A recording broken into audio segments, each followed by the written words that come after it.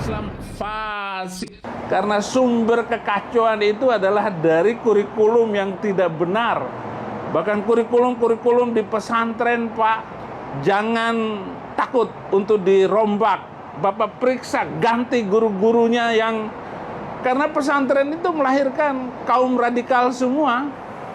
Bahkan kalau perlu, Pak, 300 ayat yang menjadi pemicu hidup intoleran, pemicu hidup radikal dan membenci orang lain karena beda agama, itu di skip atau direvisi atau dihapuskan dari Al-Quran Indonesia. Ada hamba-hamba yang bersemangat untuk menggalang persatuan. Dan rindu adanya perdamaian dan persatuan adalah apa yang pernah ada di hati baginda Nabi SAW. Dan memang kita harus menjadi juru damai di semesta ini. Membuat perdamaian. Menggalang persatuan. Akan tetapi yang harus kita pahami, di dalam kita menggalang persatuan ini nggak boleh ada sesuatu yang sangat pribadi. Apalagi ada urusannya dengan akidah. Jangan dicampur adukkan. Dalam hal ini saya lebih senang kalau seandainya mendengar suara kami adalah saudara kami dari kaum Nasrani. Atau yang beragama Hindu atau Buddha. Anda punya keyakinan. Baik, urusan keyakinan Anda bahas dengan keluarga Anda, keyakinan saya bahas dengan keluarga saya. Yang perlu kita jalani dalam hidup ini adalah urusan muamalah. Bagaimana kita berinteraksi baik, jual beli. Saya tidak bohong kepada Anda, Anda tidak bohong dengan saya. Kalau Anda sakit, saya kasih obat, saya sakit pun Anda kirim obat. Kebersamaan. Anda menjaga lisan Anda, saya menjaga lisan saya untuk tidak saling caci. Itu loh yang harusnya kita hadirkan. Bukan membahas sesuatu yang jelas, misalnya saya tidak perlu memaksa Anda, wahai saudaraku yang Nasrani, saya tidak memaksa Anda untuk mengatakan bahwasanya saya boleh masuk surgamu atau tidak. Itu pertanyaan konyol. Kepada Anda kaum Hindu atau Buddha, saya tidak pernah bertanya, hei kaum Hindu dan Buddha, apakah boleh saya masuk nirwana yang Anda keyakini? Itu pertanyaan konyol, apa urusannya? Kalaupun Anda mengatakan kepada saya, boleh kamu masuk nirwana saya mengatakan, saya punya keyakinan tentang surga menurut keyakinan saya, bukan seperti nirwana yang Anda yakini. Begitu juga agama yang lain punya keyakinan. Ini pembahasan konyol orang kalau masukkan yang demikian itu. Kalaupun saya tawarkan kepada orang Hindu untuk masuk surga yang saya yakini, orang Hindu akan berkata, saya punya keyakinan surga sendiri, ngapain saya masuk surga yang kau tawarkan? Wong saya tidak percaya dengan Tuhanmu yang buat surgamu kok. Makanya ini termasuk orang yang paling konyol di dunia ini. Orang Hindu, orang Buddha, mereka punya keyakinan, biarkan dengan keyakinannya. Tanpa harus kita sodor-sodorkan, kamu masuk surgaku, surga Tuhan. Surga yang saya yakini. Nggak perlu itu, konyol. Aneh sekali. Makanya kalau orang menggalang persatuan, perdamaian, toleransi ini harus benar-benar punya ilmu. Kalau enggak ini malah ngacak-ngacak di dalam imannya sendiri. Umat sendiri ini. Diporak-porandakan, dikacau balokan. Orang Hindu kalau ada yang berkata bahwasanya nirwana atau orang Buddha yang Anda yakini adalah spesial untuk Anda, kami tidak kecewa kok. Ini kan urusan keyakinan. Sesuai dengan keyakinan Anda tentang Tuhan Anda kan? Nggak ada masalah ya kan saudara kami yang Hindu Buddha. Ayo kita damai dah. Urusan nirwana dan sebagainya urusan Anda. Nggak ada masalah Anda bahas seperti apapun. Anda katakan saya di neraka yang Anda yakini, yuk itu keyakinan Anda. Itu kan masalah keimanan, bukan berarti Anda lalu harus bermusuhan dengan saya di alam nyata ini. Enggak, ini kan dalam ranah iman, keyakinan. Inilah orang yang membuat kerusak ini mikir aneh-aneh. Maksain orang, Allah juga memasukkan orang-orang Nasrani juga berhak masuk surga Allah SWT. Orang Hindu juga, ini bahasan apa? Ini bahasan konyol. Kalau di dalam pembahasan akidah kita ahli sunnati wal jamaati misalnya, Allah tuh maha kuasa, kuasa Allah tuh mutlak. Allah bisa saja memasukkan Fir'aun ke surga. Tapi nggak mungkin. Secara syariat tidak. Memang secara akal iya, karena Allah bisa masukkan siapa saja. Allah bisa masukkan, Allah boleh, bukan bisa. Allah boleh memasukkan orang kafir ke surga, boleh memasukkan orang taat ke. Ini adalah dalam ranah dialog akal. Tapi keputusannya syariat yang mengatakan Fir'aun di mana? Neraka. Disodorkan neraka sampai hari ini pagi dan sore untuk Fir'aun. Ada dan ahli dan pengikut Fir'aun. Jadi maksud kami ini orang konyol hari ini banyak sekali. Karena akibatnya apa ini? Akibatnya perang di dalam. Misalnya kalau ada seorang, mohon maaf ini agama Hindu misalnya. Dalam agama Hindu ada keyakinan. Bahasanya lingkup kebahagiaan menurut orang Hindu adalah hanya untuk kaum Hindu. Lalu ada satu tokoh yang mengatakan, oh orang Islam pun juga boleh masuk. Nggak usah masuk Hindu deh. Cukup dengan agama Islam, nanti juga akan disayang oleh Tuhan kita. Loh, itu pasti di dalam agama Hindu akan membuat kegerahan. Berbeda dengan pemikiran yang ada di agama Hindu. Begitu ya dalam agama Islam. Islam itu agama yang paling benar menurut keyakinan orang Islam. Orang Hindu meyakini berbeda. Gak apa, semua harus punya keyakinan. Maka di saat mengatakan orang Hindu pun boleh masuk surga yang kita yakini, orang Nasrani juga bisa dan mendapatkan surga. Lalu mana arti dakwah yang ada dalam Islam itu sendiri? Apa maknanya kita mengajak orang Hindu? Kalau saya mengajak orang Hindu, orang Nasrani masuk agama Islam, bukan karena saya ingin membohongi mereka, justru saya membawa kepada keyakinan yang saya yakini bahwasanya kebahagiaan dalam Islam. Saya tidak menodai Anda kok orang Nasrani, ya kan? Saya tidak melecehkan Anda. Justru saya mengajak menurut keyakinan saya. Dan Anda pun, hai orang Nasrani, kalau duduk dengan saya, Anda berhak menyuruh kepada saya untuk ikut agama Anda. Karena Anda punya keyakinan, kan begitu? Bukan harus bermusuhan, kan? Enggak. Anda pun yang mengerti agama Nasrani dan kuat, bisa dialog dengan saya. Dan setelah itu, mana itu wajar, sah. Dan terjadi pada zaman dahulu. Tapi ini orang akhir zaman ini kok aneh-aneh. Lalu menceritakan, surga itu kan privasi, hak prerogatif Allah. Kok kamu ikut-ikutan melarang orang masuk surga ini? Ini kadang, ini melecehkan ulama kita. Kalimat ini. Melecehkan ulama kita dalam rambu-rambu syariat. Islam dengan Tuhannya, surga yang diyakininya itu. Yang masuk itu ini orangnya. Ini keyakinan, dan orang Hindu pun punya rambu-rambu. Yang menjelaskan Allah, bukan kita bahasa hak prerogatif Allah. Allah yang menjelaskan, kok membatasi hak prerogatif Allah. Ini kenapa ada orang-orang aneh di hari ini? Ini gara-gara ada YouTuber, ada gara-gara viral, gara-gara ini semuanya pengen aneh-aneh. Kemudian alasannya toleransi, alasannya kebersamaan, beragama dan sebagainya. Ini malah justru merusak ini model-model begini. Bisa saja menjalin hubungan baik di luar, di dalam berantem ini.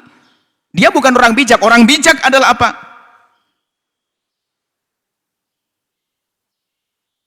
Mengambil ikan tidak keruh airnya. Dia punya ide cermelang, tidak bikin gaduh. Dia menyelesaikan masalah tanpa bikin masalah. Itu kan hebat. Ini bisa ingin membuat perdamaian dengan orang di luar Islam, di dalam Islam bikin gara-gara. Ini model apa ini?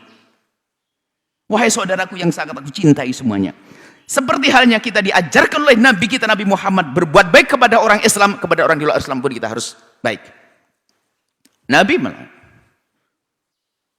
bukan kemarin kita sebutkan, Nabi mengatakan, man dzalama mu'ahadan ana hajijun lahu yaumal qiyamati. Yang ganggu orang di luar Islam itu urusannya dengan Nabi Muhammad loh. Ini Nabi Muhammad sudah menjaga orang di luar Islam. Termasuk yang mengatakan kita tidak boleh masuk surganya, nggak ada masalah, kita jaga kok.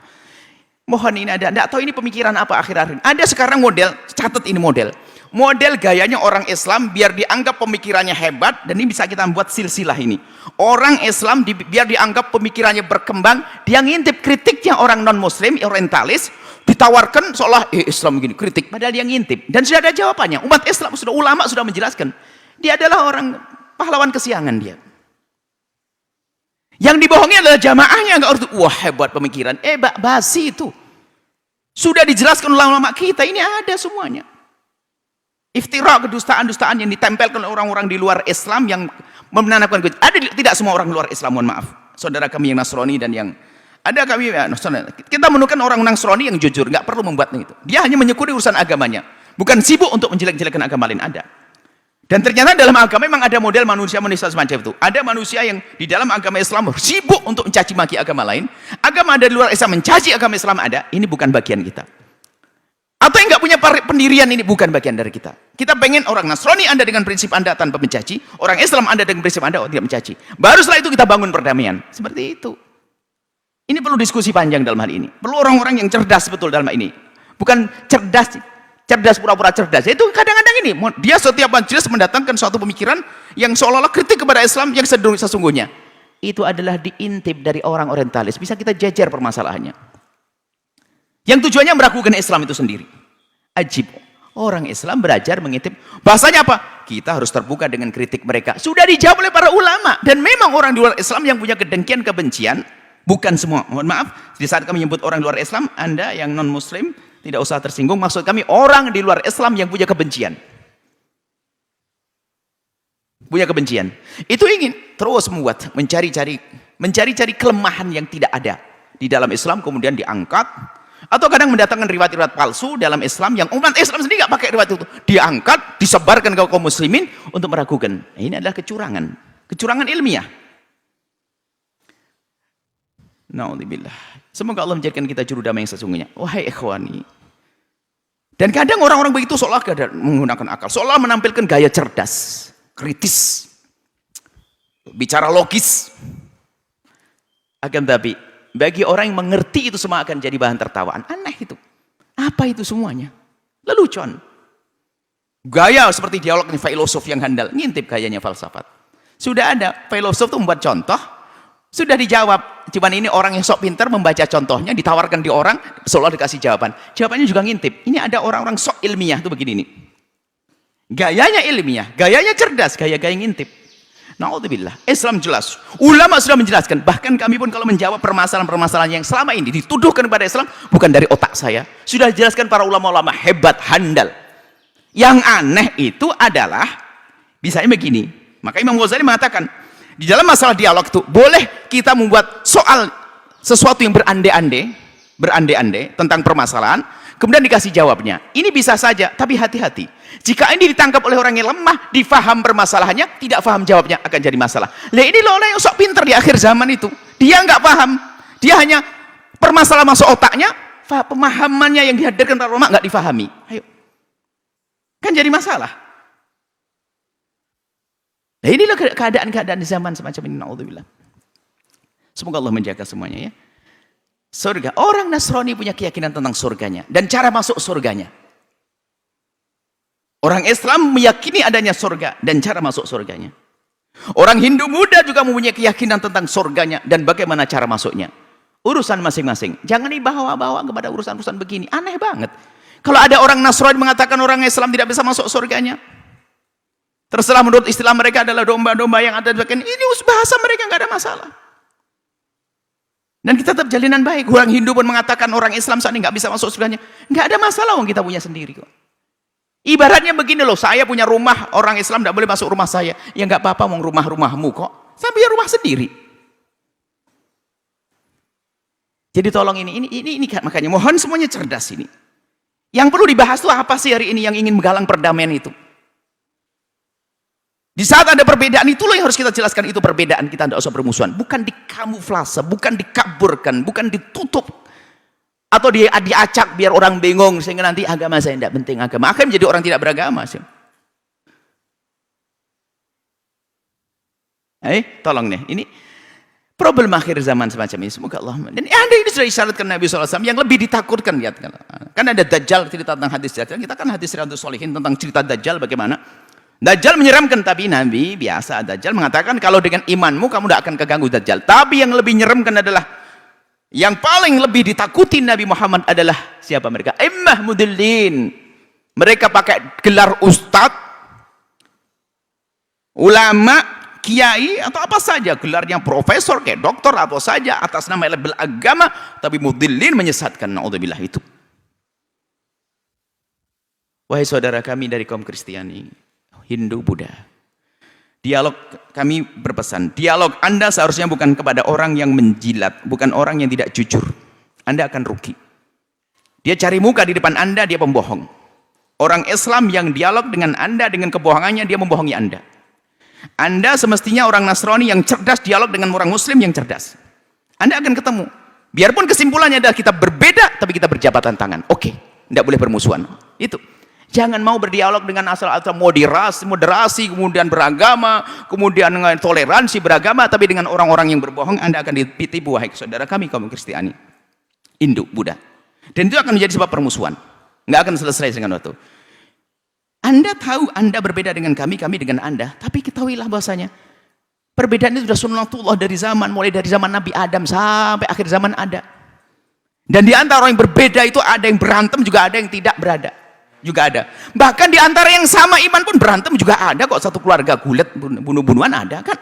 Ini kisah dunia. Cuman Anda dengan kami nggak boleh berantem. Itu selesai, harga mati. Nggak boleh bermusuhan. Lakum dinukum waliyadin. Selesai. Setelah itu indah. Yuk jualan bareng-bareng. Anda nggak punya duit utang ke saya. Kalau saya ada, saya pinjemin. Saya sebaliknya begitu. Itu yang kita inginkan. Selesai. Baik, yang mau dialog agama, ayo. Dengan orang yang benar.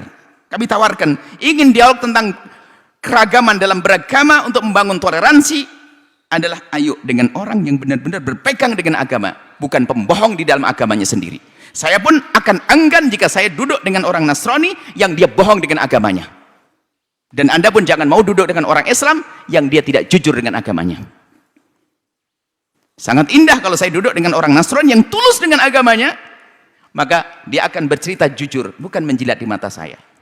Baru setelah itu ada keputusan, oh ternyata kita beda saudaraku. Berbeda lalu bagaimana? Perbedaan ini adalah perbedaan dalam keyakinan. Setelah itu apa? Tetap kita damai. Kita bertetangga. Aku jaga kamu, kamu jaga aku. Selesai. Seperti itu. Semoga yang rindu kepada dialog, masalah toleransi, keberagaman, pluralis, dan seterusnya, masalah-masalah semacam itu, hendaknya dengan orang-orang yang betul paham tentang masalah ini, bukan dengan orang yang membohongi, bukan orang yang berdusta di agamanya sendiri, bukan pengkhianat dalam agama sendiri. Apakah Anda mau, wahai saudara kami yang Kristiani, yang Hindu, Buddha, Anda berdialog dengan pengkhianat agama? Berarti Anda tidak cerdas dong. Kalau Anda cerdas, jangan mau dengan pengkhianat agama. Atau masalah hidayah. Apakah seorang ikut agama Anda atau ikut agama kami, agama Islam, itu biarpun orang paham, ngerti kebenaran, belum tentu bisa ikut. Itu adalah masalah kepuasan hati, pribadi sekali. Seperti halnya Anda boleh mempengaruhi kami dengan memberikan pesan-pesan agama Anda. Saya akan baca misalnya, Anda membawa pesan-pesan agama, baca untuk dicermati. Anda sebagai seorang tokoh misalnya, saya juga ingin belajar tahu tentang hal agama Nasrani. Anda berikan, tapi bukan berarti saya berbohong, Anda berbohong. Bangun keindahan, ayo. Kita perlu ini, kita perlu orang-orang yang semacam ini dengan kecerdasan. Mohon maaf jawabannya banyak sekali karena kita pusing dengan orang-orang yang mengangkat sesuatu yang enggak perlu. Makanya pertanyaan tentang surga tadi itu adalah pertanyaan konyol tuh. Konyol sekali sudah. Jangan dianggap itu adalah moderat, jangan dianggap dia adalah IQ tinggi, jangan dianggap itu adalah orang cerdas. Konyol. Sebab kalau saya tawarkan surga pada orang Hindu sudah punya surga sendiri. Kenapa saya tawarkan surga? Kan aneh banget kita ini. Kalau masalah Allah memungkinkan, Allah boleh memasukkan, itu kan boleh dalam hukum akal, bukan berarti memasukkan ke surga. Hukum akal harus beda antara hukum akal itu terjadi atau tidak terjadi. Itu harus ada pembahasan nih. Kalau belajar tentang ilmu, bagaimana ilmu logika dalam Islam, ilmu mantek atau apa, ilmu akidah benar, akan mengerti yang demikian itu. Tapi permasalahannya tidak belajar, bicara itu ngerepotkan orang, bingung orang, mungkin resah umat. Kemudian pendukungnya adalah juga sama-sama pengkhianat, repot nanti. Pengkhianat agama akhirnya terjadi antara orang yang tulus dalam beragama, yang tidak tulus berantem. Umat Islam berantem. Na'udzubillah. Tobat wahai hamba Allah, kita perlu kembali kepada Allah, menggalang perdamaian dan ketulusan, kejujuran dan dengan cinta dan bukan dengan dusta. Wallahu a'lam bishawab.